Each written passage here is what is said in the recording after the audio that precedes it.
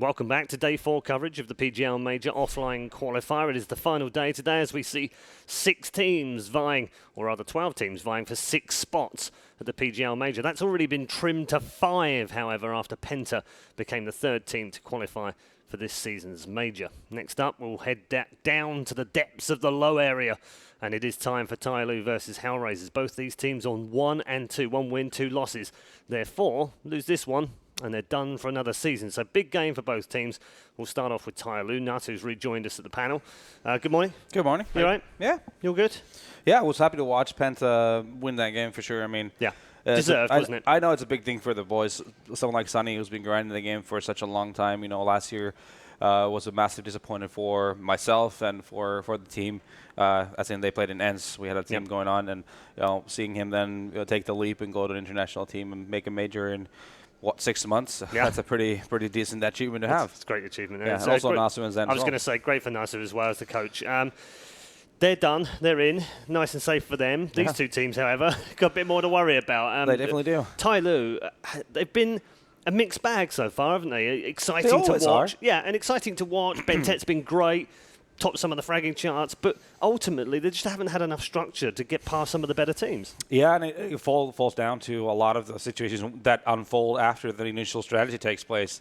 In the situations that become 4 and 4s to 3 and 3s and the likes, they even make their way to the bomb site sometimes, but then you see some ridiculous stuff happening. Someone just going through a smoke with the bomb in hand, maybe even getting the kill, but still taking unnecessary risks all the time. Wide angle peaks, just giving their opposition so many opportunities to come back in the rounds that they already have in the bag. So they got to find some way to get some discipline in the way they play. I saw a tweet yesterday, or rather a comment yesterday, Janko, that said, if Counter-Strike was 1 minute based rounds, TyLoo would be the best team in the world. which in some respects you kind of go, yeah, I kind of get that. Yeah, because they are pretty good for the first 60 seconds of a round. But as Nato has pointed out, after plants have been poor sometimes, control on bomb sites has been poor as CTs. They've really got to step it up today. True, and those are the most important aspects of the game, actually. Very rarely are you going to see a strategy just win you a round outright. You get 2 easy entry kills, and the bomb site is yours, and the other team saves, and that's it. Usually it's planting the bomb, and then you're in a 4v3 maybe, or a 3v3, and that's where you need to rely on your players.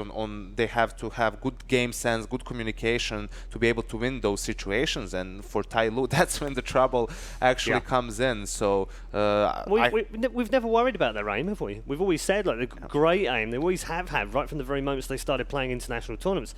It's never been the problem. Yeah, it's not the mechanics that are the problem, it's the decision making, and that's something that's very difficult to change, bad habits over a short period of time. But maybe it's just a matter of being more focused and not, maybe it's the pressure and a little bit of panic stepping in. So if they can change their mindset in that sense, iron out those mistakes, they're still a contender for a spot. What have been the highlights for them, do you think?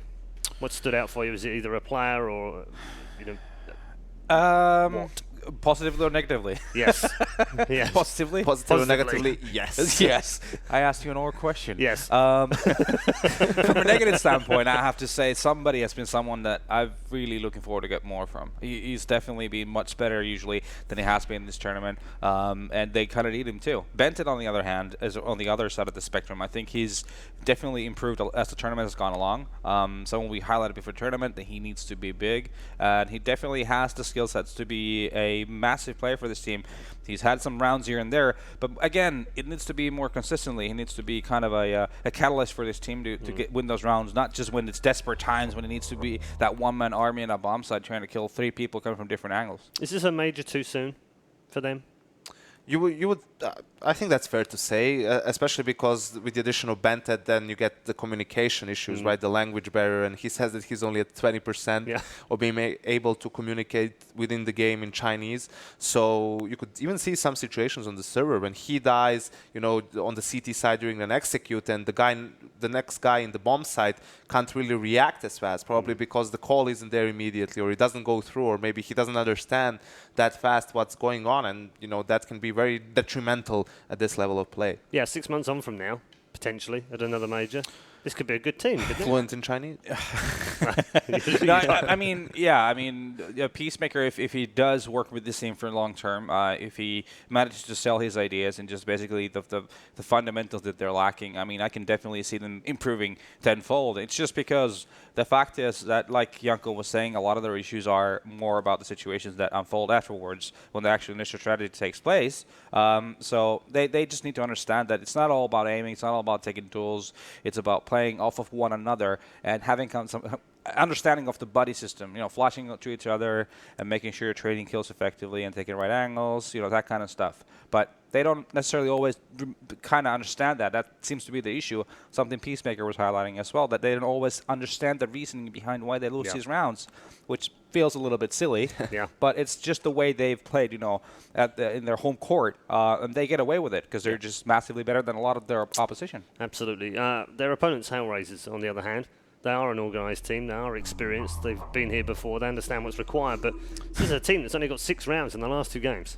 Yeah, 2 very crushing losses for them, and both of those times, I mean, Train especially, it was them on the CT side winning pistol and they're losing 13-2.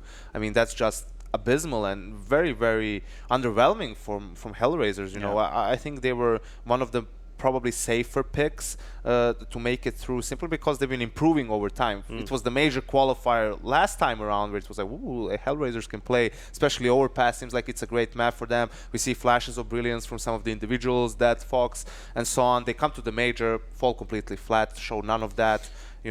Back and forth all the time, Kiev making the playoffs and so on. But I don't know, at the end of the day, they really need to just compose themselves and go back, find that form, because this has been nowhere near it.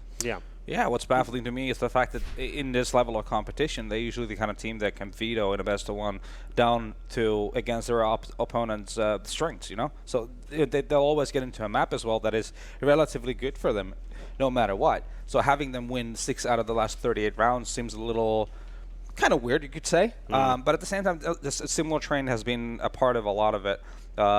Just again, which is kind of funny because they're a very aggressive team themselves. Struggling against aggression seems to be one of the big issues they've had this tournament. Yeah, any standouts for them so far? I mean, they won their first match. Yeah, not really. I mean, they can't really point to the team and say that, even the stars have had bad games at different times. The Dead Fox on that overpass game against Flipside being a non-factor. Then on Train. Yeah, then Stico as well. Pretty poor tournament. You need to have your star players perform, basically, or at least not underperform so greatly. Yeah, they have had issues. I mean, I guess the downside for them, as opposed to TyLoo, where they are hitting their shots and they do seem to be able to take duels and at least win them, that's not the same case for HellRaisers. It's not like a quick fix here, is there? It's true, but on the other side of things, if they just start playing better individually, they have the fundamentals, they have the structure. You would expect them, if they elevate their play individually, they should, be much, much better and probably secure a spot at the major. While for TyLoo, those problems are not going to go away, most likely. And it doesn't matter how good they play individually in a sense of getting the kills or getting an entry kill, if their decision-making is still going to hinder them. Yeah, back to basics for them. And don't think about it too much. I think they're their own biggest enemy. And that maybe think a little bit more. Or are we talking about HellRaisers or TyLoo? HellRaisers. Oh, okay. I thought it was TyLoo. Jeez. For TyLoo, it's like, please think a little bit more before you act. HellRaisers, definitely. No, just back to basics. Don't overthink things at all. And it's like you said, it's all about just winning those duels and making sure that you're in the right mindset as well. Because if you let frustration just start kicking the first hurdle that you don't get over, and let's say they lose an anti-eco or something silly happens, then things can really, in their situation, having had the kind of run they've had this tournament, easily frustration can kick in. So for them, it's just about trusting in their own system and knowing that they are some brilliant players and they can play off each other way better than TyLoo does. So just trusting the fact that you'll be on the better side of a lot of those situations that would unfold in the game. Hashtag trust in the process. I like that. New hashtag invented by Janko just for this particular tournament. HellRaisers up against it. Let's find out what their coach makes of it. He's also with Pala, both coaches, in fact, with Pala right now in the player area. That is indeed correct, Paul. I'm here with my 2 coaches from HellRaisers and TyLoo, Luis and Jonta. let's follow on from what Paul just said. The performances in the last 2 games haven't been great. 6 rounds, I think, between the 2 of them. What's gone wrong? We kind of lost some of our team chemistry. Like, it was kind of surprising for us also, because we had like really good preparation. We were confident coming to this tournament. But like some things appeared, and hopefully after my discussion with the team, like we are going to be way better today, and we really believe that we can still get the slot. Luis, talking about communication, there is obviously a barrier between yourself and TyLoo. How does that actually work with regards to how you kind of control these players and talk to them? Well, especially the communication, as you said, it's kind of sloppy. It's hard, but I mean, what I'm trying to do is to just speak as simple as possible and give them just, especially like the basic fundamentals that they're missing right now. Like especially on the matches, like I think we've been playing great, but we're missing like basic stuffs like the post-plant situations and all that. So I'm just trying to explain them in a simple way so they can understand it. And also Marshall, the CS:GO manager, he's helping me a lot to just translate pretty much. And yeah, they're slowly improving, and it's gonna take time, but they'll get there. They're very hard workers. Yeah, with regards to time, this is your first event with TyLoo. Do you feel like at this point you are having an impact? Oh yeah, definitely. Like the way when I first met them, and the way they're thinking about the game right now, and they're making the strats and preparing for the matches is already different. So I think it's gonna take some time for them to adapt to the meta, like how the pro teams plays and all that. But as I said, they're hard workers, and they are really willing to learn, which is the most important thing. And they're very open-minded. All 5 of them are very open-minded to new things and to learn, because they want to become a best team. And Jonta, coming off the 2 results that didn't go in your favor, what has been your role with the guys to kind of get past that and be ready for this match now? Yeah, like the first thing is definitely the mentality, because like as I said before, like something went wrong, and we were like working mostly on this, yeah. And because of like some like bad atmosphere about the matches, and maybe like some couple of practices before yesterday's game went like not the way that we usually goes. Because of it, like we didn't have like that right mood to win the match. It's like part of it. It's not about the mistakes and stuff. Like it's the first thing that has influence on the game, on the mistakes, on the faith in like every round in like your teammate and stuff. So it was the main thing that we were working on. And I think the guys today, like they're in a really good mood, and hopefully our fans not gonna see the bad HellRaisers, which actually like Apex meme was perfect for like explaining what went wrong with us. Like all our fans was probably like, what the hell is going on with them? Because we were recently showing like some pretty good CS, I think. But last 2 matches was really bad, and we know it. And we're here today to show that we can play like some really decent CS. Thank you so much, guys. That will be it from us for now. Feel free to shake each other's hands. Paul, one of these teams is going home. Who is it going to be? It's the question we're going to find out over the next hour or so, isn't it, as we head into the game. We're just looking through some stats, gents, and comparing and contrasting, and just couldn't find almost any plus on the HellRaisers side, except for the fact that Bondic is having a genuinely good tournament, but he's just got no one around him. True. I mean, it's obvious that the other individuals need to step up their game, and I think actually HellRaisers is one of the teams, listening to Jonta, who are going to benefit from an early game, because apparently they don't have time to screw things up practicing and get into a bad mood. So just, wake up, get into it, play the game, win the game, and move on. I would also recommend, in case they win, not to play any games in between before their last game. Yeah, it's just mad. Like, you're at the qualifier and you get into a bad mood from having some bad results in practice or people not doing whatever, and that ruins your atmosphere for the actual game. Yeah, well, it's insane. Listen, they're Counter-Strike players. Thanks for that lovely birthday treat for Bondic, by the way. That was really nice. Yeah, happy birthday, Bondic. Yeah. Happy birthday. Yeah. Man up. Happy birthday. You're going home. Let's take a look at the map, Veto, and see where we're headed for this particular map. We're going to find Overpass now. That's interesting, Yanko, isn't it? Because in theory, HellRaisers will be very happy with that. Yeah, they will, but they have the advantage coming into the veto. And the thing is, one of the games of chicken you had in this veto is neither team plays nuke really. Yeah. HellRaisers do to an extent, they played it a couple of times, but without much success. They definitely don't want to play it here in their like elimination game. And I think TyLoo used that to their advantage to get an extra veto from their side of things. For them, Cobblestone is a go-to veto. You can see Train as well. Train would have probably been a way better map to play than Overpass against HellRaisers, especially seeing how they performed yesterday against Liquid. The problem is TyLoo probably isn't very well prepared on the map themselves, which is a shame. And they used their last veto on Cash, which is a pretty good map for HellRaisers. Yeah. TyLoo did beat Renegades on it, but probably not satisfied with that CT side. I mean, honestly, I'm surprised. They banned nuke pretty much as the standard ban every match they played so far. Yes, all right, they figured out the HellRaisers probably don't want to play it either, but to leave it until the last, that's pretty risky. No, I mean, yeah, it is a risk, but then again, you think of the situation HellRaisers is in, are they going to go for a nuke, which is not a map they play that often either? So, I mean, if they would have taken that gamble, then fair game, right? I mean, then it would have been a bit of a, it would have been a hell for TyLoo, obviously, but not the optimal situation for HellRaisers either. I mean, I think TyLoo is in a situation where they need to make that gamble. If they don't do that, they don't really have much chance. And it seemed like they had a plan going for that Overpass, knowing that it's one of the comfort maps for HellRaisers, despite the result against Flipside. So if they set up a good game plan like Flipside did, for example, then you can see them having a chance in this one. Okay, we're going to head to our commentary team for game number 2. It's do or die for TyLoo and HellRaisers. I'd imagine the HellRaisers would be very happy to get Overpass. An 85% win rate suggests they could have a good game. Let's find out as we head back to the commentary team for game number 2. Good game. They could have a good game, but they got wrecked by Flipside on this map. However, Flipside, TyLoo definitely are not, and this could be... I do wonder where they are with a map as complicated as Overpass, if it's going to be a case of just going together in A or going together in B and not doing anything overly complicated.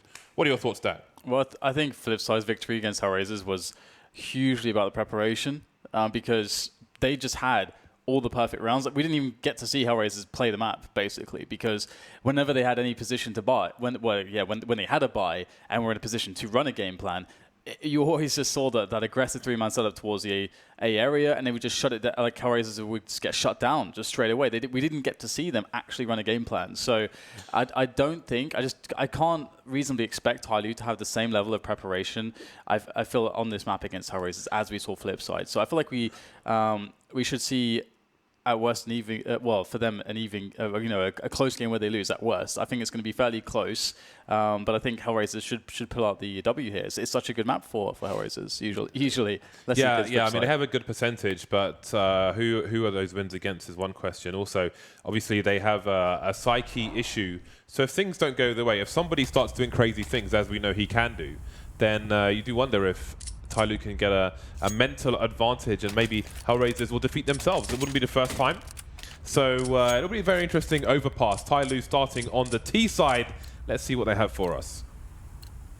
Yeah, and this is HellRaisers actually started out on the T side themselves against Flipside, and that's where they lost almost all the rounds. So we didn't really get to see their CT side, and their CT side is quite strong. So I think this is so much better for the likes of HellRaisers than starting off T side as they did last time. So we'll see how it goes. They have a fairly aggressive setup towards the A side of the map, so they can have a fast rotation. You can, if you look at the minimap, you can kind of just draw this straight line, this dot-to-dot line, as they have this defensive setup across the map.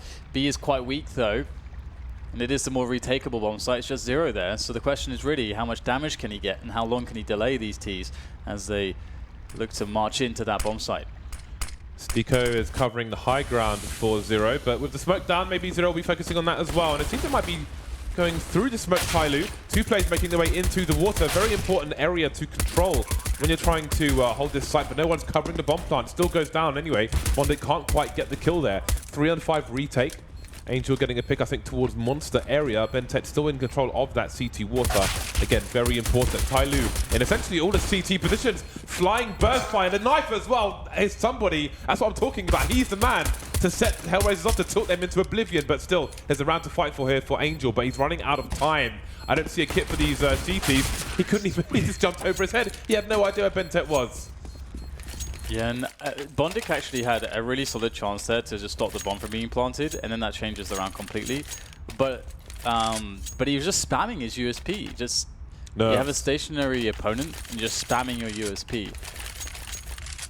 That doesn't make sense. So yeah, it's the only thing I can really think of is early in the morning. You know, you've got to respect your pistol there.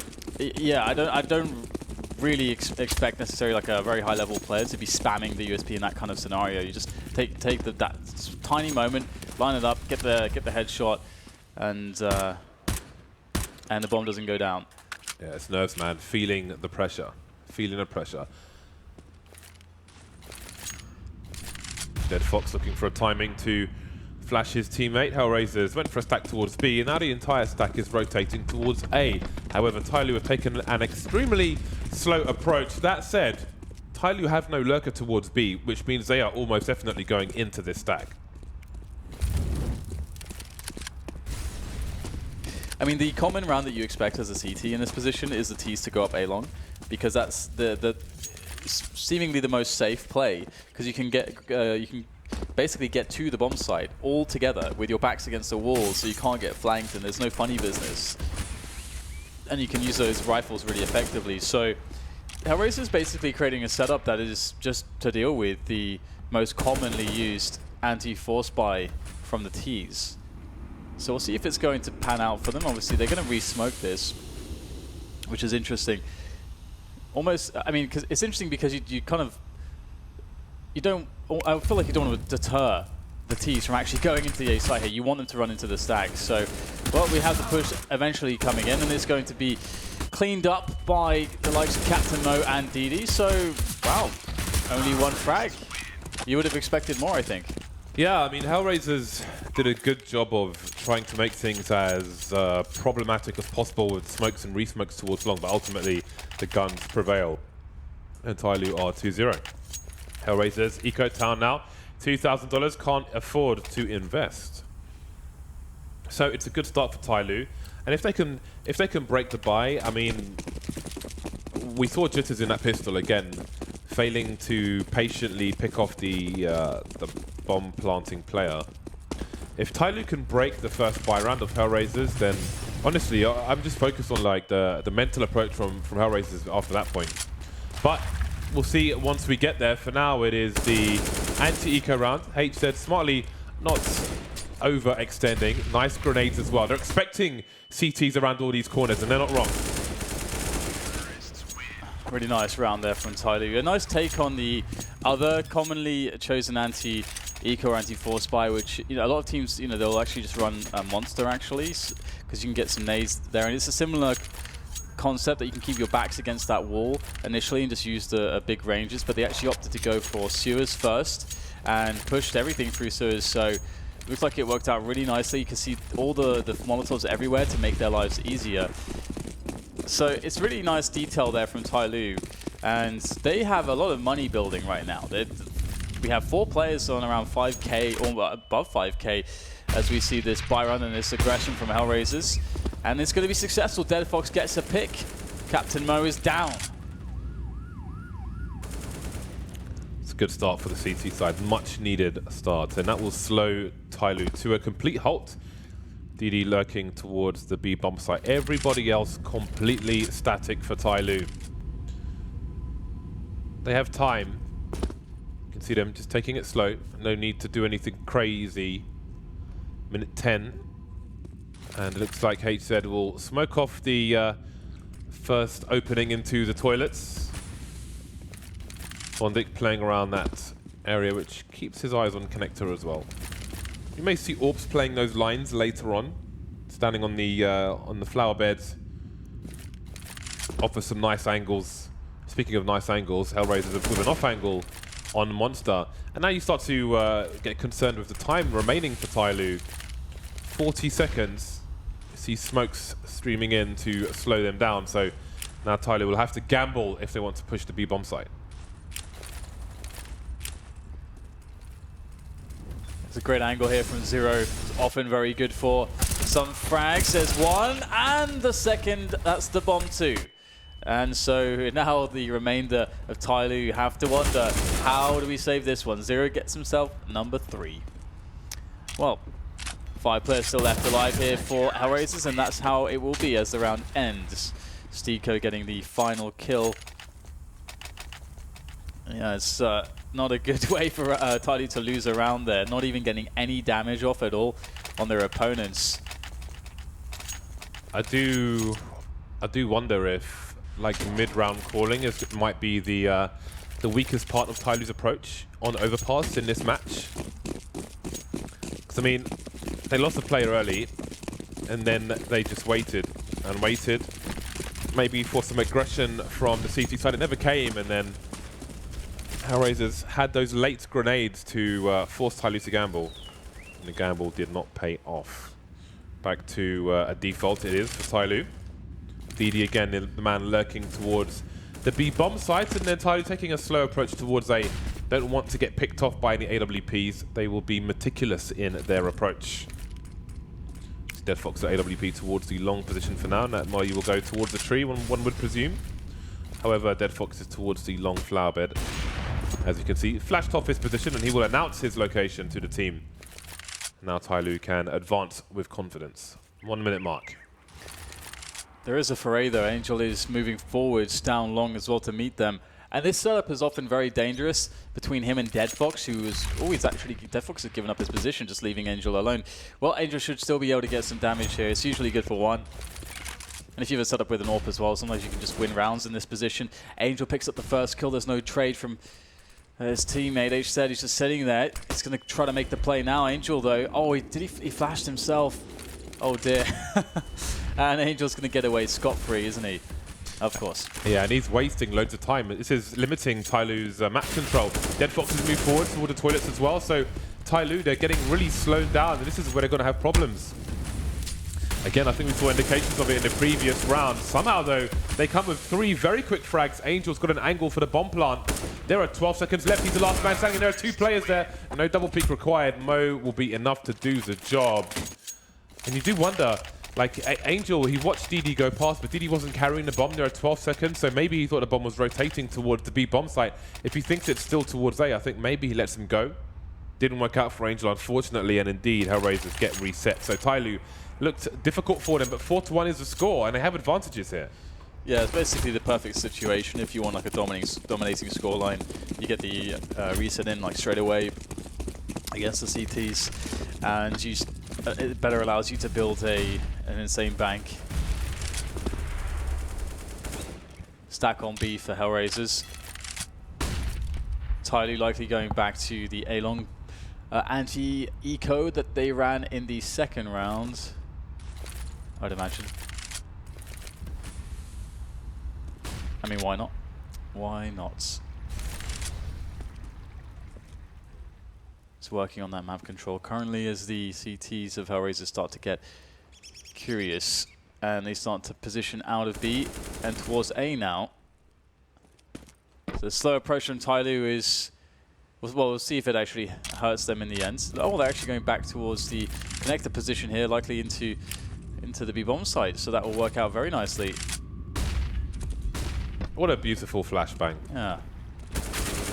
No collision with any walls, no audio cue, no warning. It was nice. Smoke to the balcony, Molotov to the barrel area, pop flash into the close quarters, but it's a fake. They're charging in, but they're rushing versus CZs, and that may just not work out. There's a crossfire for the CTs, but almost all the kills going the way of the T side, so it works out. And life again! Captain Mo this time. HellRaisers will soon be flipping the table if these knives continue. And that's the kind of arrogance we need to see from these teams from the lesser-known regions, the regions which are less exposed. That is great stuff to see because it's good, it's energizing for the team, and it's good to put their opponents in their place. 5-1 TyLoo. But did TyLoo just like, they got this kill on the B-bomb site, and then they decided to just rotate back towards A? I feel like they're overcomplicating an anti-eco there, like massively. And like you said, that the CZs could very well have killed everybody in that position. So, and they didn't have time if something was to go wrong to correct it. But we have a forward setup here that HellRaisers got destroyed by when Flip started using it. And looks like Angel's going to make good use of it here today as well. I believe it was Electronic he was the man just putting in the damage in that position. I don't think they had any idea where that kill was from. You saw the attempted trade fragger for the T side trying to figure out. He thought maybe it was from over the smoke.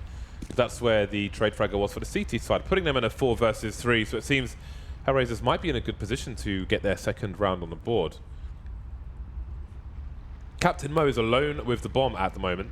If TyLoo are to lose this round, then they have an opportunity to buy, alone with the AWP no less, so makes life even more awkward for him. You see the team on the way to join him. Gimmicks from HellRaisers. TyLoo could get caught out here. Somebody needs to be careful. Well, the pop flash comes in, but the gap is there. Bondnik will get away with that one. 4 versus 2. And now it might be a question of damage for TyLoo. I think Mo might have been spotted there. Repeak is unlikely. No, the repeak is back. Bomb should be turning up on the radar. Indeed, the full rotation is here for the CT side, but it's DD allowing his teammate to essentially be bait. But how many can he get? Double peek from the CT side. Lovely shot, but Mo gets his bell rung down to 2 HP, 15 seconds left, and it seems he will make a run for it. Yeah, I'll save the AWP at the very least. The money is very ropey for the team. He can actually drop for 2 AKs if he wants, though. So it's not the end of the world in that sense. Just HZ really, who's crippled on the money.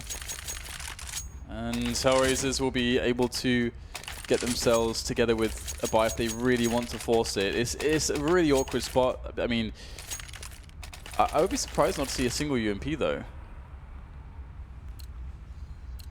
Wait, do we see any UMPs?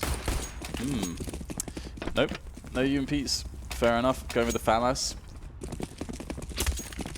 Well, we'll see how the non-AWP setup goes for HellRaisers here. They are going aggressive in connector. Somebody's there for TyLoo. And this boost is just so good. It's such a good boost. And it's another reason why it's really good is it's a timing thing. You know that if you don't see anybody like they just did, then you know that the Ts haven't done a quick take towards sewers. And that's some good information for you. I mean, HellRaisers could now basically flash into sewers with the B players and get one player in position there, and then use that as a forward information player and play passively elsewhere. You get a lot of options by doing that. Yeah, HellRaisers have set up to abandon Monster and control the B bomb site from the short position. Stico and Zero with a setup there covering each other. Somebody's slowly creeping in, no warning, but he can't win the duel with Angel, doing some damage, but damage is not enough in the professional Counter-Strike. 2 rounds for HellRaisers, looking for their third. This is an important round for them to strip TyLoo of their cash. TyLoo making plays towards long now, but surely they'll be heard by Deadfox. The rotation's coming in. There are many players out of position here for HellRaisers. Deadfox has a lot to do with the French gun. HZ getting dinked, finished off. That was good. Bought some time for his team. And DD late on the lurk, but there's nobody coming through connector. Plant on the truck for Bentet. But yeah, very out of position indeed, these CTs. They have time. They've got plenty of time. They have the kits. I don't actually see a kit on anybody, actually, so maybe time could be quite the issue here. Nade coming into Bentet's position, knocking him down to half health as the CTs await a player into bank. And the spray down does huge damage there from Bentet. 3 players still left here, though, for HellRaisers as they start to tap the bomb. Going for the full defuse here. Zero with good cover. They have to deal with DD, though. Oh, no. Can DD get there in time? The defuse still coming in. 1 second left. He can't find it in time. It's good efforts, but HellRaisers get a 10-second defuse off there for their third round. TyLoo, yeah, it's always awkward when an AWPer pulls a grenade out. I feel like AWPer should be the last person getting grenades out. I mean, timing is always against you in Counter-Strike when you switch weapon, but holding the line as AWP, it doesn't. I mean, why would you throw a grenade if you got an AWP? Yeah, and there's one other thing too about HellRaisers being out of position. Although I might have to wait because I think we've got a fast round on our hands. We'll see if TyLoo go for a rush, otherwise I'll make the point. But they are trying to take sewers here. Looks like they've been slowed down by the CTs. But very quickly, they didn't have anyone in position, and they had so much information that they should have had someone in position because it's the worst thing that can happen. But again, fast play into the B-bomb site, so over to you, James. Moving through Monster, Bentet, Captain Mo with the bomb not far behind, but Angel's on a massive flank. Can he get there in time, however? Maybe he doesn't need to. The T's trying to make plays through the smoke, not working out for them. Even the T2000 coming out to play. Mo versus 4, won't get anything else done. Minimal damage done to HellRaisers in that round. And now it's Eco Town for TyLoo. Yeah, so to quickly finish, the point is that if you're in a position where you have connector, you see nothing is happening sewers, and so you can have that forward information, maybe put a player there. You should affect your own CT rotation, because your immediate thought should be, oh god, there's no presence here from them. So either they're playing incredibly passively, and we can take advantage of that, or they're pushing A long. And also they've seen us here. So if they have got a lot of players towards long, that is, the worst case scenario is they can just run to the bomb site. A good team's going to do that. So you have to be thinking about what is the worst thing that can happen, or the easiest way for them to win the round from seeing that info, and then adjust. And we didn't see the adjustment for HellRaisers, so they got caught out of position because of that. That's the point I was trying to make. So, but it's a good comeback from them. They should have 5 rounds. They should equalize from this point forwards and start to build some security on their money. And hopefully we'll get to see more AWPing, from Dead Fox. But so far, TyLoo, they've been pretty dangerous to HellRaisers.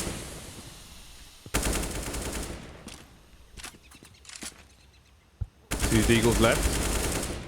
1 Deagle left. Ooh. Well, that's something. That's a nice 5k taken away from the CTs. And that's 10k now. So somebody has made this Deagle work really well. 2 kills for him. Interesting repeats there. When in the red. Dead Fox will finish things off. So some damage done to the CT economy, which is not great. So that's a plus. That's a big plus for TyLoo. Back on the buy. It'll be AKs all round for the TyLoo team, unless Mo wants something less and more grenades. He's got 3,900, so he would have enough for a flash. Indeed, he's gone for the UMP, has Mo, so he can get full grenades to execute with his team. Nice. Dead Fox, the sole AWPer in this round, headed towards the B bomb site. Looks like he's headed towards the short position. Indeed, he is up close and short for the time being, and again we may see a slow start from TyLoo, although Bentet and HZ actually are moving closer towards long, so things have sped up a bit from previous rounds. Bondic in the middle of the toilets, holding an off angle towards Connector, now going back to join Angel as he gets smoked off by the Chinese. And this is another spot where, like, we have the sewers take from HellRaisers. They could put 2 players there, rotate 1 back. And okay, now they're rotating somebody back. That's good. Angel will get challenged, so be careful, running low on bullets, and now is without any life. As HellRaisers lose both Angel and Bondic over by A. Now, it's an interesting spot for HellRaisers because right now they have to think, okay, do we go for a play here? We're in a really bad position. We are down players. Dead Fox, though, he's got a great position. This could be huge. If they decide to go through that door, he could do a huge damage. But are they actually going all the way back around? This is very sketchy right now because there's not that much time left for them to be taking this very slowly. And that's the problem. What are you going to do now? There's the incendiary. There's the flank. And there's 29 seconds left in the round. And DD's now the only man standing. Too much indecision. Yeah. There seems some uncertainty there. Some of TyLoo moving, like 2 or 3 players moving to the back of Connector and then back forward again. So it seems that again, the mid-round calls seem to be an issue. Like maybe it was they were having a small conference on what they thought they should do. In the end, they were massacred. But they're back on the buy. They are lacking in grenades, but they've got the AKs out. Galil for DD. Both teams averaging around 8 kills at the moment. And the score is pretty close, but momentum definitely with HellRaisers. 5 from the last 5 for the CT side. That's a great start, taking HZ down towards the boulder. And with that kill, HellRaisers will go defensive, or more defensive, more passive. They'll fall back onto the site. Angel's making a more forward play around A long. We saw him do this previously. In fact, he got a 2k here by himself. And so he's going to be just trying to gather information and maybe even thinking about a push timing. As TyLoo start to wrap their way up around the toilets area, away from long, to try to take over this A bomb site. But this defense should be quite formidable, and that's a good start there. Bomb dropped at long. 2 players left for TyLoo. Dead Fox doing more damage, tagging DD, and down he goes on the follow-up. Somebody left alone, 1 versus 4, not much for him to do. 40 seconds, and it seems he's going to try and pick up the bomb at the very least. See if he can frag his way to something. Ooh, going for the tap, missing it, but Angel will get finished off ultimately. So they know where he's going for the bomb, and Dead Fox is trained on the angle. How do you get past this somebody? You've got 5 HP, no grenades. I think the round is over for you. 14 seconds. I mean, he's picked up the bomb, but I don't know why at this point, because there is no time left. Fortunately for him, there are no high explosives for HellRaisers right now. HellRaisers 6 from 6. I do wonder if they can be stopped at this point, because it does look very difficult now for TyLoo. Yeah, it doesn't seem like they have a consistent way to develop their rounds. And Overpass T-side is a very technical map. Like it's so incredibly technical. One of the most technical maps in how you need to clear all the corners and angles with flashes and smokes, and just this battle with utility, them saving just enough utility so that you can run a set piece execution later in the round, you know, all these kinds of things. But as I jabber on about that, we see a fast Suez take, and actually not just that, they're going to try to split very quickly into the B-bomb sites, keeping things simple. TyLoo, they operate best at pace. It's a good spray down from Stiko. He's going to give his team an actual chance to retake this now that it's a 3 versus 2. It's happening. Start waving your hands. DD in the CT water with off angles, blind spots for these HellRaisers players. He will be distracted. Oh, he's dead. Oh no, never mind. Dead Fox and Bondic moving through. DD has fallen to the bullets, to the cold steel of the CT side. Flashbangs being avoided. And now somebody will just be hiding around the corner in case Mo goes down. They may expect somebody to come in from short. It was a nice play from the last 2 players of TyLoo, but was not required. Ultimately, Mo gets the final 2 kills. And HellRaisers will have to spend a lot of cash to rebuy. However, there are only 2 rounds left. Worst case scenario for TyLoo, the score will be kept close. Great play from Mo to take down these last 2 kills, and smart stuff from TyLoo. You know, we are quick to criticize them when they you know, have issues, lack of experience, so on and so forth. But it's a nice play with the last 2 guys. Somebody just hiding in the corner. The last place they will look for somebody is Monster should Mo go down. But anyway, 7-6. HellRaisers are back and they are aggressive.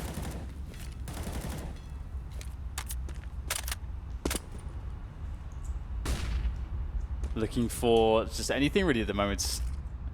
Dead Fox with that AWP of his, and see the same can be said for Mo with his.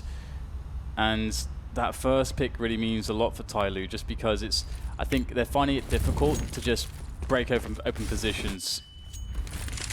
Unless HellRaisers get a bit aggressive and go for it themselves.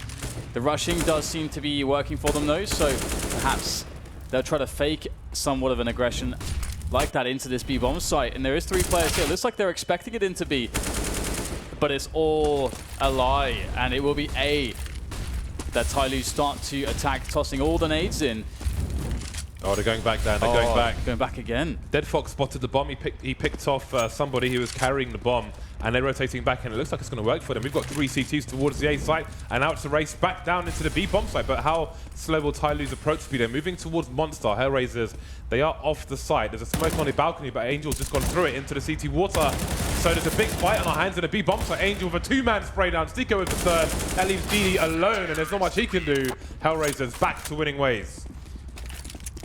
Again, I do wonder if it's a case of making it a little bit too complicated for yourself, because I felt like the play into A was actually, I felt like they really sold that B aggression, and that they were in position to hit the A in a timely manner. But obviously there was a smoke right at the front of the site, which makes things quite difficult.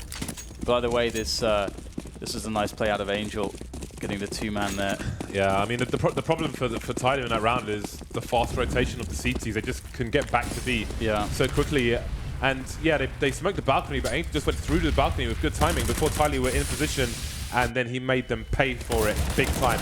TyLoo continuing to push based on the success of that previous round, where they did manage to have a win on the B bomb site. The bomb has dropped, they're running through the smokes again, and it's not working out for them. That kill might be a consolation kill. 3 versus 2, CTs all over the shop. T's now dancing around these smokes. Maybe they can get a kill in the variant, but they've got 2 UMPs, and DD's on all of 6 HP. And 2 UMPs. Oh, some tagging onto somebody. Oh god, that was very close from Bondik. Somebody will rejoin his comrade. DD sprints past the picnic. Back in towards the toilets. He got some UMPs. It's such a horrible situation, isn't it? When you're thinking about taking these angles and engagements, it's just the UMP at distance is just terrible. It's just how do you win these fights? Yeah, at this point, do you send DD out first as a human shield, as a decoy? He's like a fake duck, I don't know, trying to bait other ducks to come out so you can shoot them or something. The bomb is going towards the long position. The problem is if DD goes down with his 6 HP, then somebody's going to go and have to rescue the bomb. But it works out for them. The gamble pays off, and maybe a plant can come in. Oh, maybe not. Perhaps not. Dead Fox says no, and that is a 9th round for HellRaisers. Difficulty for TyLoo. I think it was expected. They did get off to a great start, but the pistol helped them immensely. 6 rounds for TyLoo there, 9 for HellRaisers, and HellRaisers likely to be in a good position, but you never know. I mean, the T side is probably going to be the more difficult side for TyLoo, depending on how they read the game and rotate on their CT side. But again, the CT rotations are fast on overpass, and that may help them. So pistol time. What do we got? We got some nades on Stiko. Everybody else for HellRaisers on the Kevlar. So we won't see anything too elaborate from them. And looks like they are just going to go for a straight B play. And TyLoo have done something which I think is pretty smart. They've taken 2 players from a interconnector, and you can see how powerful that is. Somebody coming in from the back, already winning a couple fights. And what do you do now, HellRaisers? What do you do now? Get some headshots, that's what. Never mind. Too many kills for the TyLoo team, and now we have a game on our hands.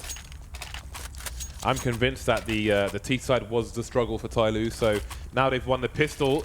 We should be all tied up. Let's see what HellRaisers opt to do. They didn't get the bomb plant, so they will go for the force buy. The CZ Tech 9. Question is, do they have a plan behind these weapons? Is there a way they can get close? No B rush from HellRaisers. They'll put people towards connector, however, which is always good when you've got pistols. You do not want to venture here on an anti-force buy round. These are dangerous waters. And many people have drowned.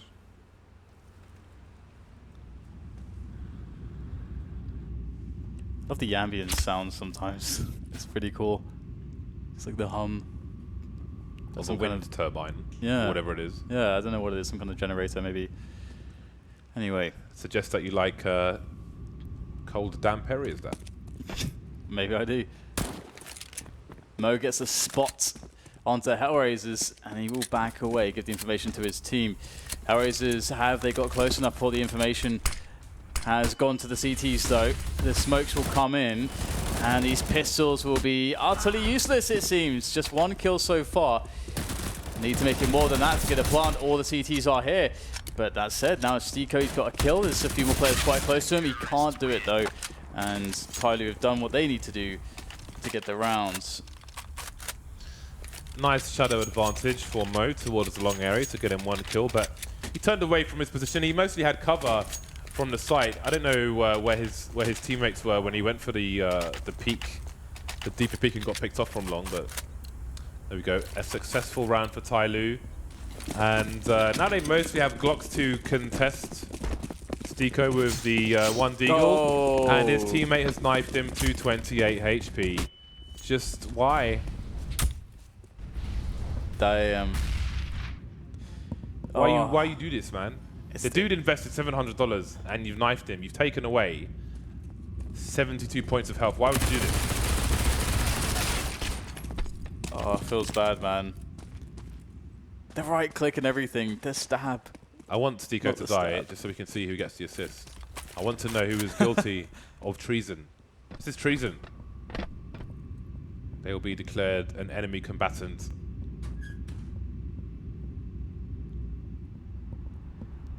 DD's ready to get all the eco frags. I wonder if he heard the door open from there.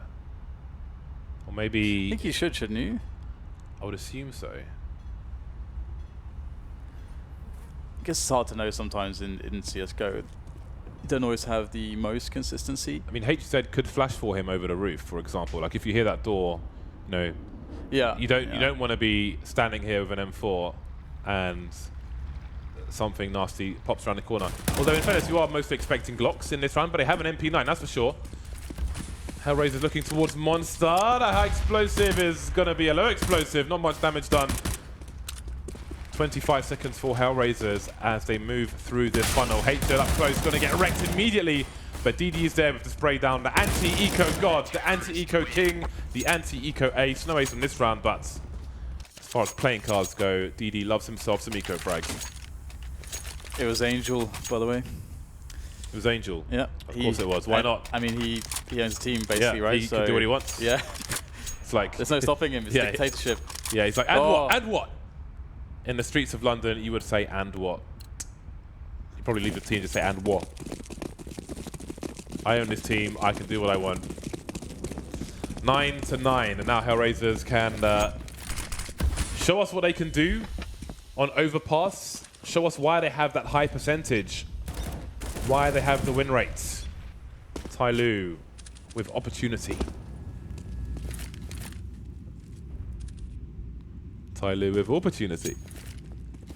Because Mo's on the AWP. Did you see what I did there, Dan? So Bentet's taking the position, I'm going to ignore you. Bentet's taking the position where so much success was had by HellRaisers and flip side, but for Bentet, he can't get it working. Gets just shot in the face. And that perhaps, is also suggestive that HellRaisers, they've seen it so many times, it's a part of the meta game, it's more clear to them where to look. And that gives them a really early advantage into this round. They should be able to close this down. I mean, the 5 versus 4 really early on, the CTs go pretty defensive towards A. They've actually put 3 players towards A. I think TyLoo's setup here is really good because B is easier to retake. You kind of want to run a bit of a gambly setup as you have very low grenades. And you want to get lucky here. That is not getting lucky though, that is quite the opposite, and that is a free B bomb site, so... I think that should be rounds. Yeah, it should save. Yeah, it might be easier to retake, but I don't think either side is easy to retake by any means. And Mo with the AWP, you definitely don't want to lose that. Get out of there, man. Get out of there. Somebody press the big red button, somebody send them back up the stairs. Downstairs is closed for refurbishment, please leave. Stiko holding position, he's making sure there's no flank, but he's also got a strong position to take out some TyLoo players, to eliminate them. It seems he knows they aren't going for the retake, so he will try to identify where they might be, and in fact, he might find Mo. Surely he won't turn the corner with a knife in his hand. But Stiko must hear him from there. Oh, Mo could be in for a nasty surprise. Stiko, he's just minding his own business. And there goes your AWP. Yeah, that's a really good play from Stiko, just trying to hold those positions in the flank very passively, lurking around.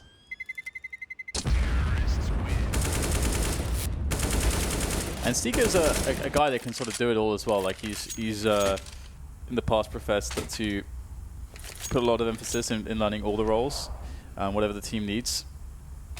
In the last couple of years.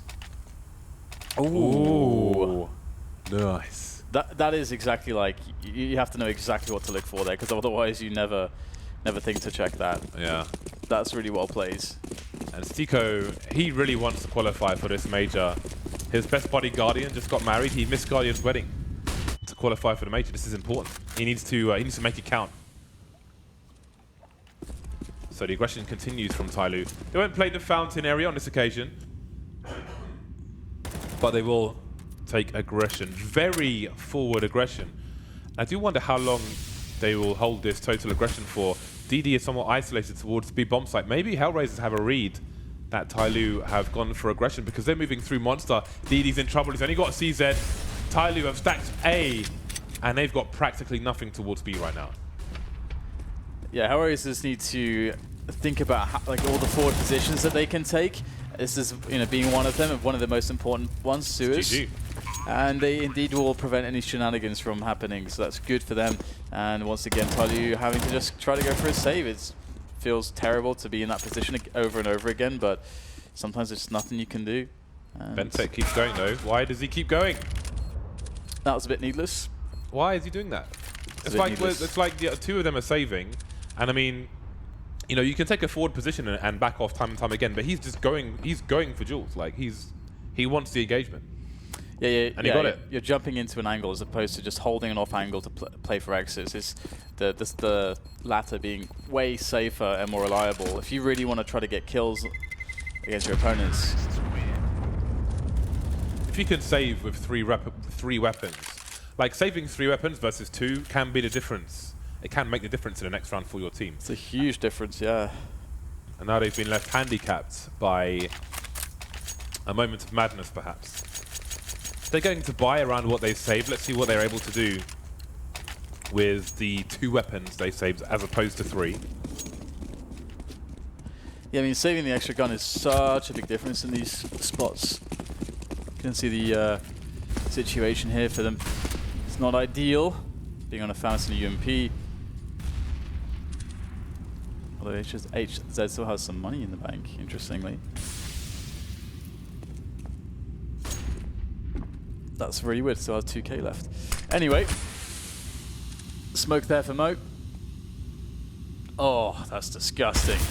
Oh, Angel's looking for it though. Catches Captain Mo in the smoke. We get some, oh wow. What is this? What is this, James? I've no idea. Have you seen that one before? I haven't seen that, not with 2 people, no. I don't think I've seen that before. Nice. That is disgusting, that base. Wow. They didn't actually see all that much though, but that does give them a bit of information at the very least. Bondix in for a very rude surprise, rude awakening. Blocked by the CTs.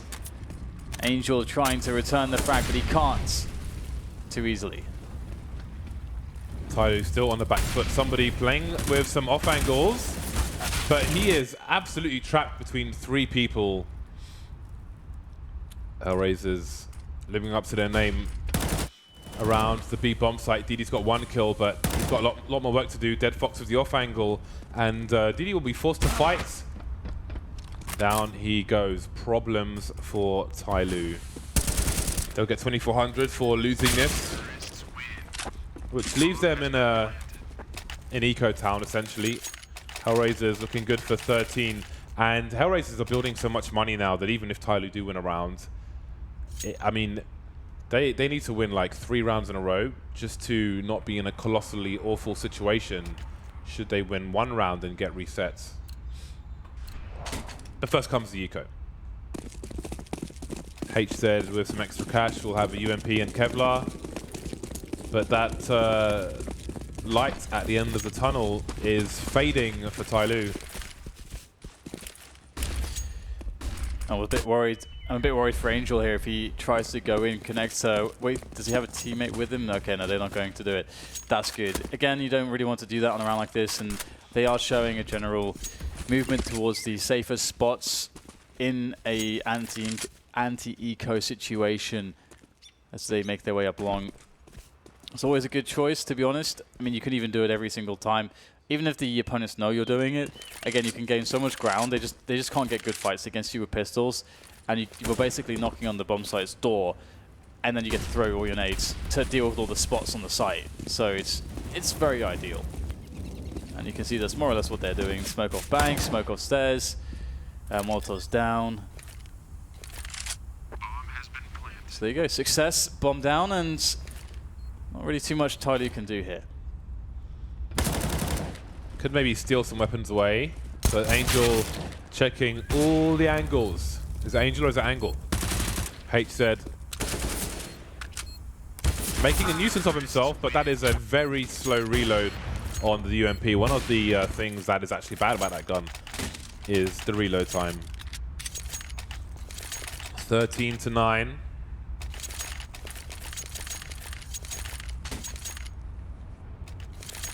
TyLoo back on the buy, move the sniper. Tension, pressure is rising for the Chinese.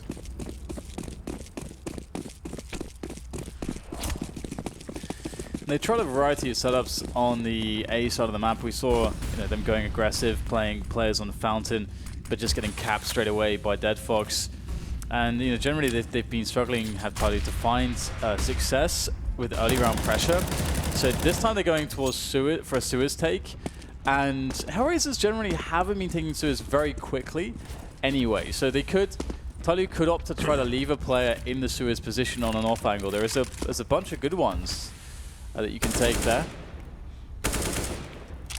And after kind of taking Suez, they just gave it up again, which is a shame. I think it's nice to once you have it, you might as well try to keep it.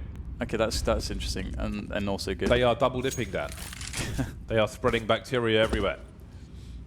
Angel moving into the connector area. The door is open. The door of opportunity is open, which makes life awkward for DD, though he's in a good spot where it's very unlikely that this position will be checked first. So at least that's something.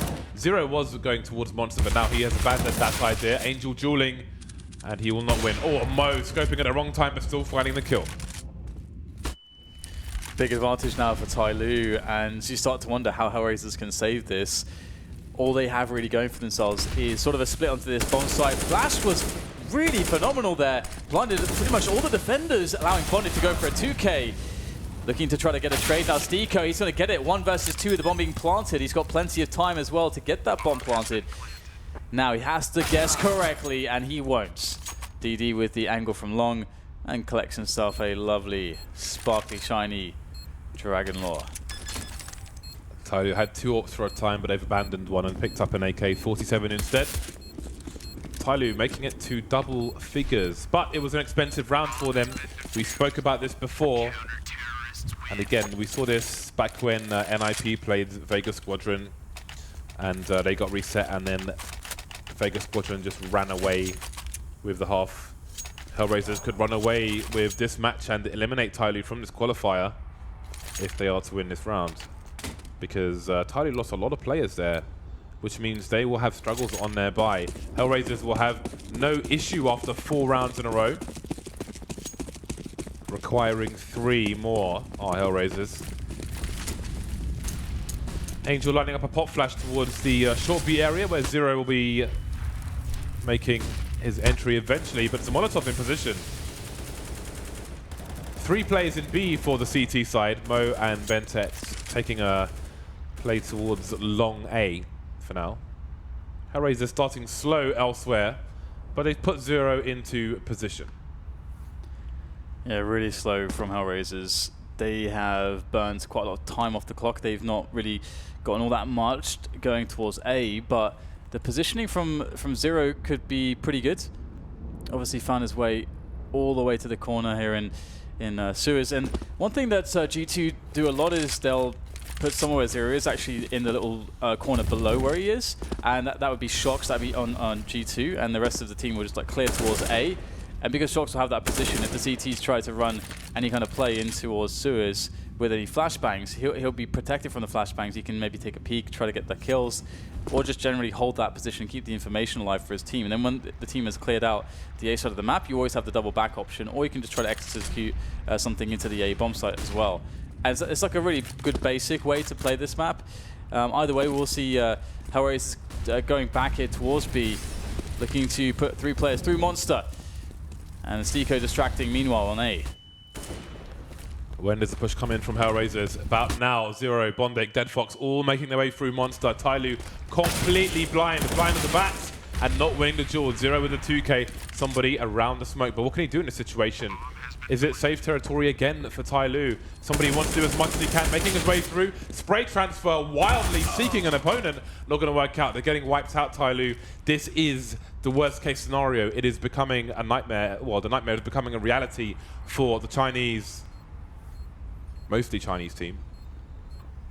Bentet, the last man standing. I think they had to go for the save there, but maybe they felt compelled to try to claw the round back. Either way, they get completely wiped out. The reset is there. They're back at the welcome screen, and they've got no money.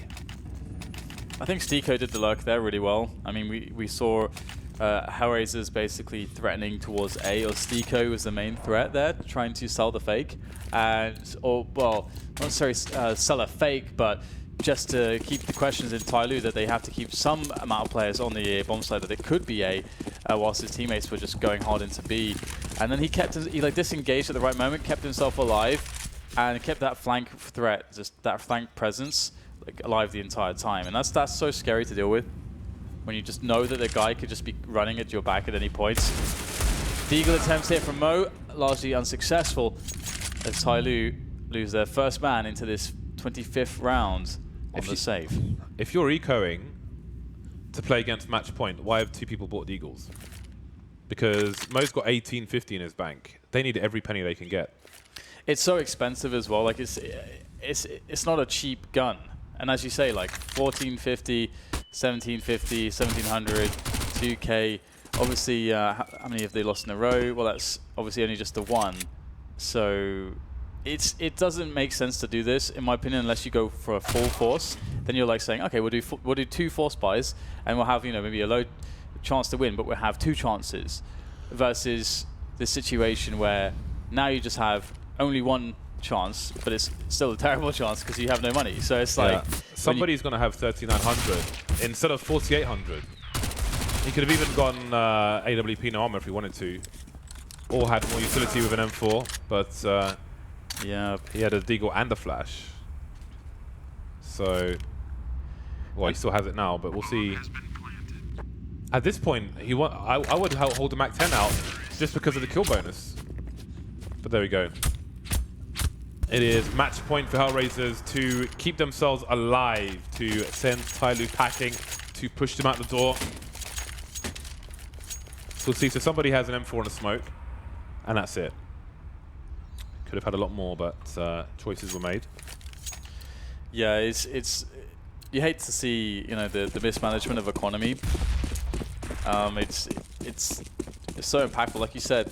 The difference of being able to have an AWP no armor would, I think, really be a very positive thing. I mean, Captain Mo is really, really good on the AWP, and the AWP having a CT AWP for overpass, you can be such a playmaker and really get the round started. You can move around a lot. There's so much you can do with it. So it is unfortunate that they don't have it to bring into this round. So, but we'll see what they do to compensate. And we have actually the same opening as one of the rounds just previous, where Zero takes this off angle and just waits there. And his teammates will start to pressure towards the A side of the map. The way they finished this round last time was they ended up doing a 3-man push in Monster and leaving a lurker, Stiko, towards the A bomb site and just keeping Zero in that position the entire time. And Zero moved in and split with the team on the B push eventually. It'd be very interesting to see how, if they have another variation to this exact same opener. 2-man push comes in. Zero in the usual position. Another 2K for Zero, and that should be GG right there, unless Mo can get a 2K, but no. Just the 1 kill for him. Still opportunity here for the CT side, and all of a sudden, Dead Fox is alone. Can TyLoo actually do this? Can they keep themselves alive? Bentet with an off angle around the balloon area, and I believe he should hear, yeah, he can hear Dead Fox rotating. He can make the call to his teammates. 24 seconds, and Dead Fox may be looking for the save, and that's an AWP for TyLoo. Going back to the previous round, one option they could have done is, like, if somebody had saved his money, 4,800, he could have bought an AWP, dropped it for Mo, and taken a Mag 7 and gone towards Monster, and just held the off angle there. But either way, TyLoo make it work, and now Mo is on the AWP. But there's still tons of money here for HellRaisers.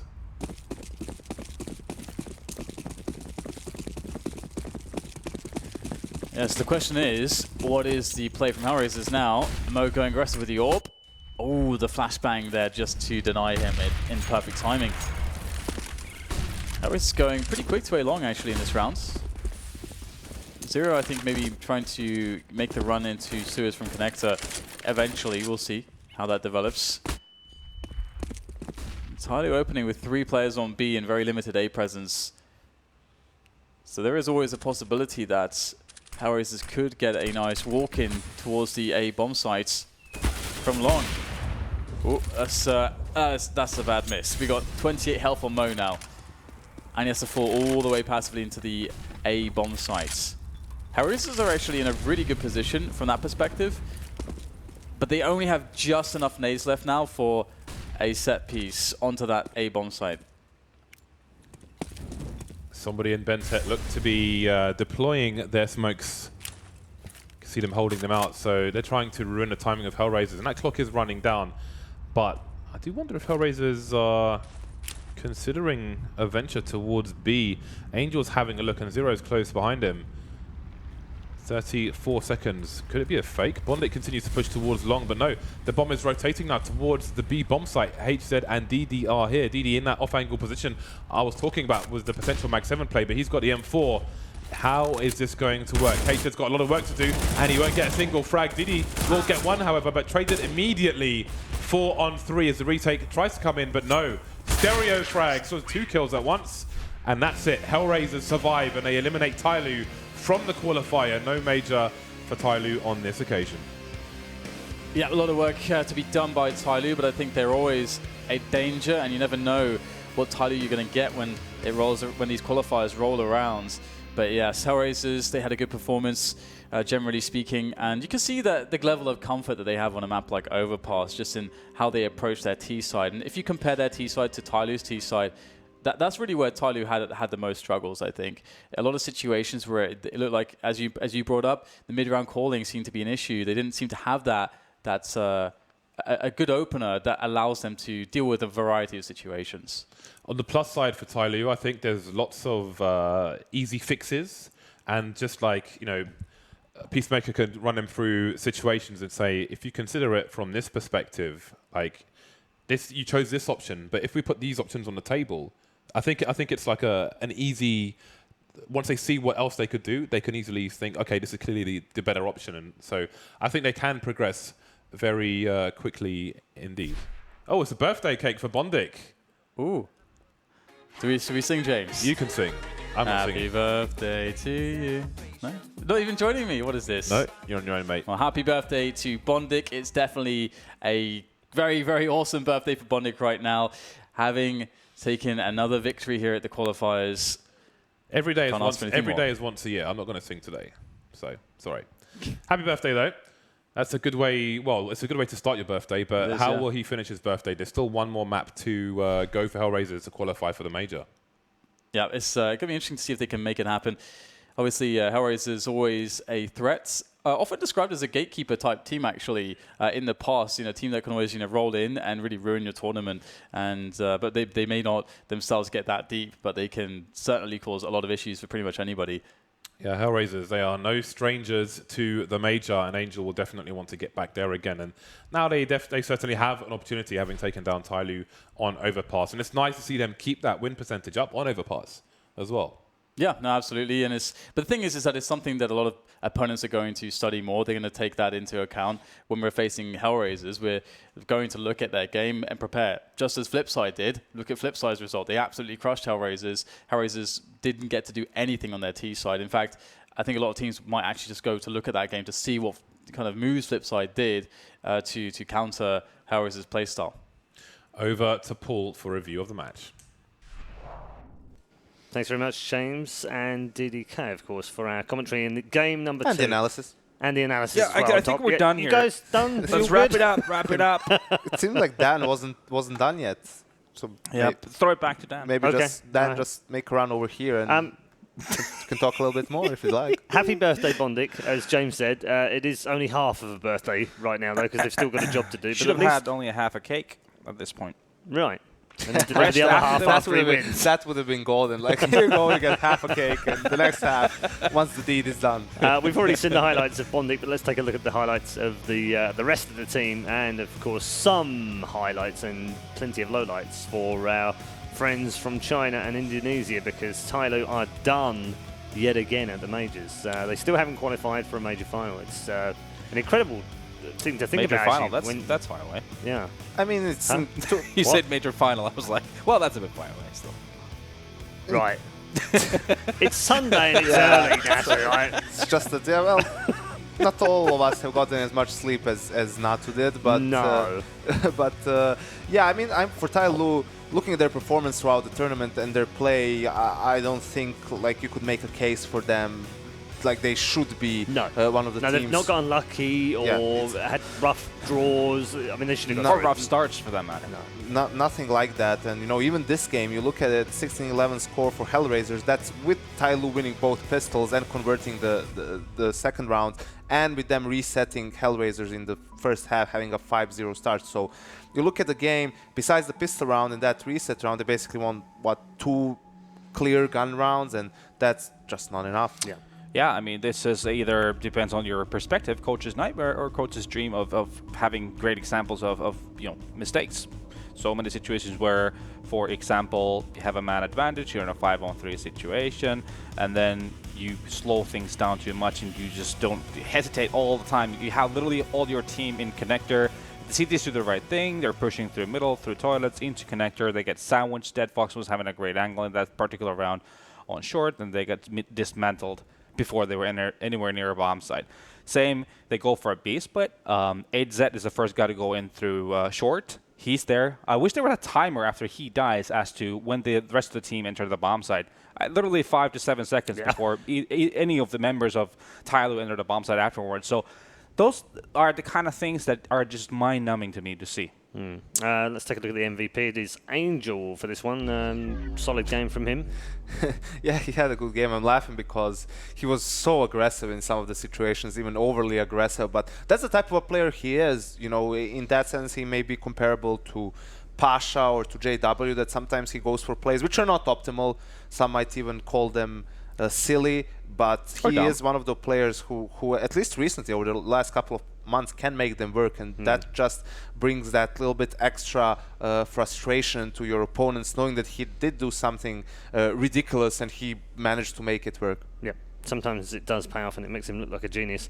As Natu has often said, the border between the two is quite slim sometimes. I also want to pick up on something that inevitably will be talked about by the Reddit experts, which is that Peacemaker's come into this team. He's supposed to have made them more structured. They're no more structured than they were 3 weeks ago at the Asia Minor. Therefore, he hasn't done a particularly good job.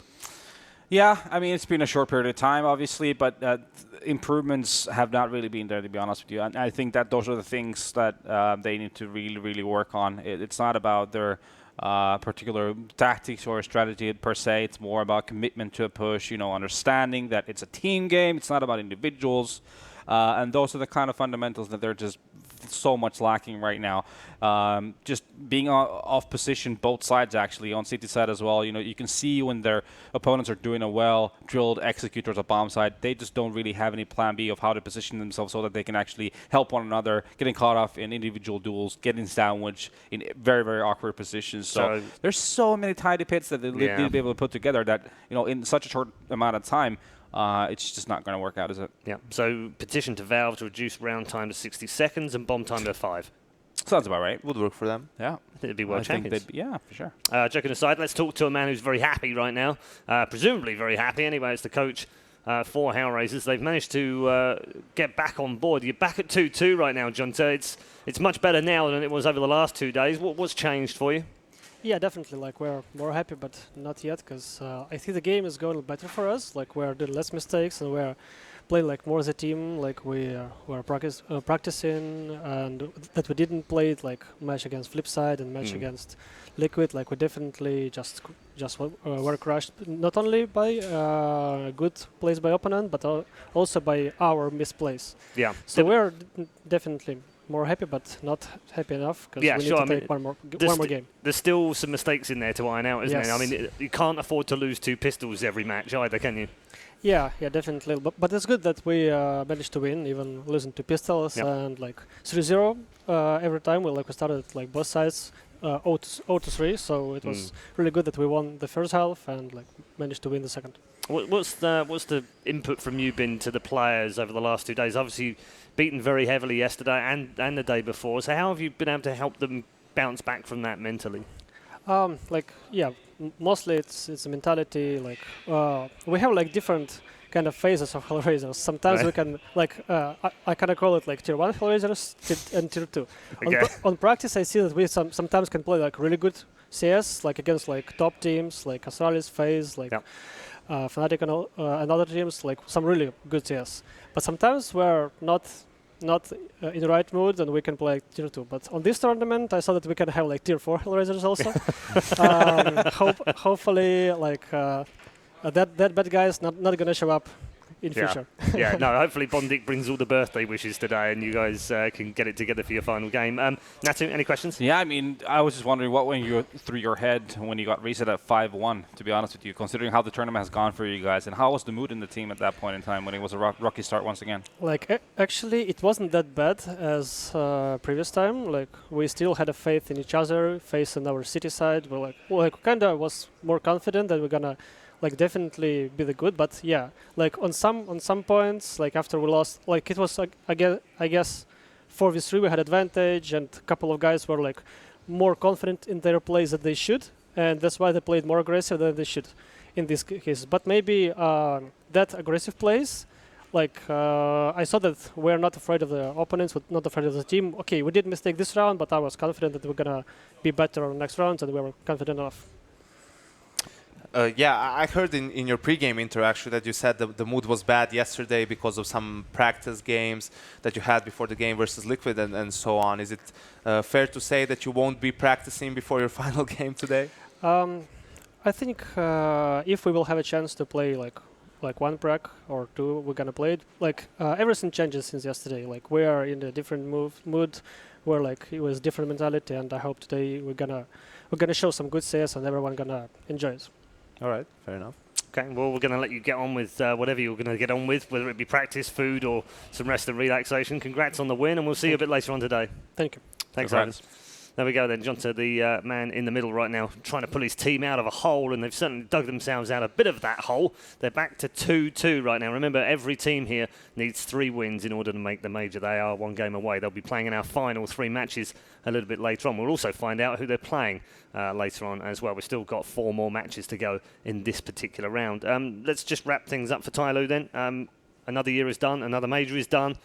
Another set of disappointing results for them. Just back on the drawing board. Back to the drawing board. But there are some shoots, there are some seeds being sown here. It is a relatively new lineup still. They've got Bentet. He's shown that he can do it on the international stage. He wasn't outstanding today, but he has the ability. You can see that, can't you? So there's some good things that are happening for this team. 6 months from now, this could look like a really good side. Yeah, I mean, they've got Cologne coming up next week, right? And that's something to work with. But the problem is for them that very little time, and again, there's so many obstacles that they need to overcome.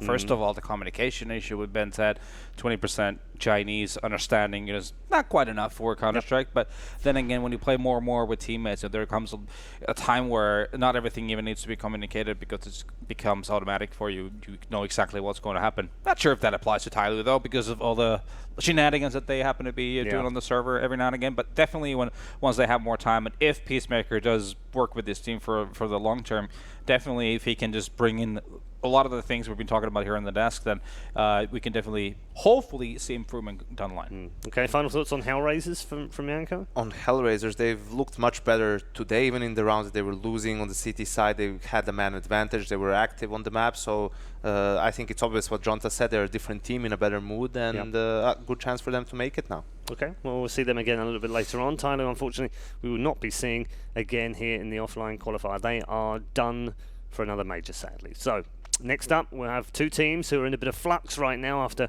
having brand new lineups in the last 2 months. Be a bit of a weird battle between the 2 of them. One of them's going to survive. One of them's also going home. It's Dignitas versus Renegades coming up next.